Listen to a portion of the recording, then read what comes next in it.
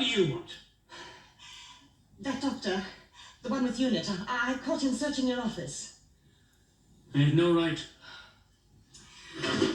You can't go on like this, don't you realize? People are being killed and it's your fault. You've got to tell someone. No, not until I'm ready. John, please.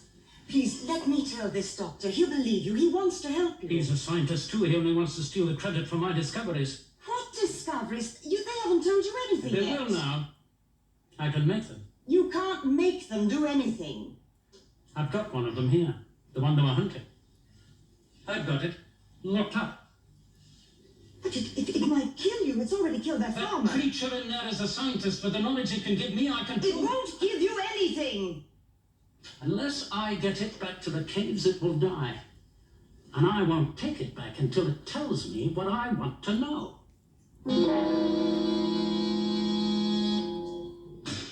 I tell you, gentlemen, that the interference is definitely coming from those caves. Exactly, Doctor.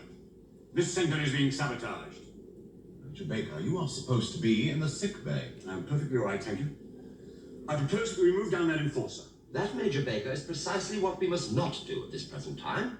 I insist that you take some positive action. I shall decide what action I shall take, and you, Major Baker, will return to the sick bay and remain there till I send for you. This is ridiculous. will be all, Major Baker. Captain Hawkins, you will accompany Major Baker to the sick bay and see that he remains there. Sir.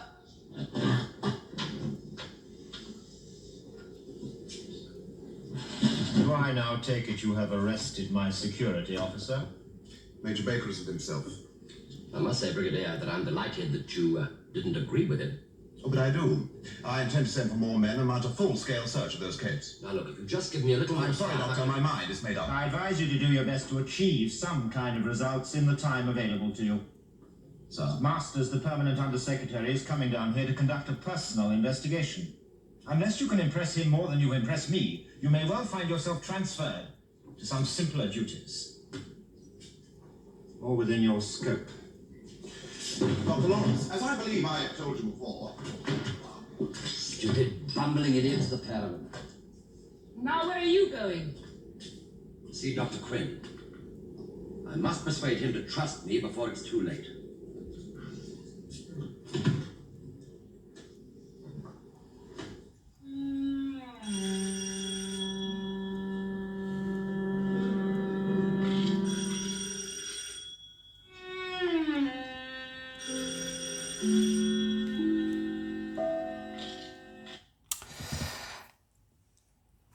Yes, this is the first of a series of 7-parters, which I think was quite unusual. I'm not sure it had been done previously, and I don't think it's been done since. This is Doctor Who in the Silurians. Interesting title because the term "and the" I don't think was ever used in another story. And I don't quite know why it was used in this instance. But this story, the whole title is Doctor Who and the Silurians, which is very interesting. Dr. Quinn, I thought, was very good in that opening scene that we saw there. Sort of very nervous. The nervous character was brought over really well, I thought. And I think I recognised the actor who would later go on to play Nida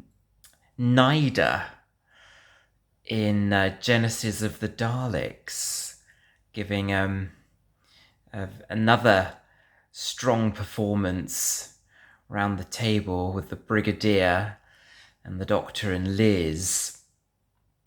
The authoritarian Lethbridge Stewart was coming over here very well, I thought. All credit to Nicholas Courtney. And John Pertwee very much now settling into his role as the Doctor. Very different Doctor to the previous one.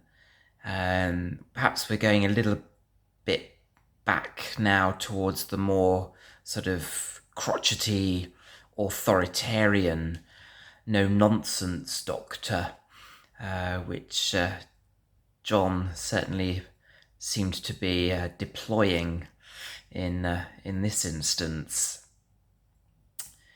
But I'm not sure whether the 7 episodes were dropped because they were eventually deemed to be too long, but I suspect they were used here to save money for budgetary reasons. The new team of Terence Dix and Barry Letts having come on board.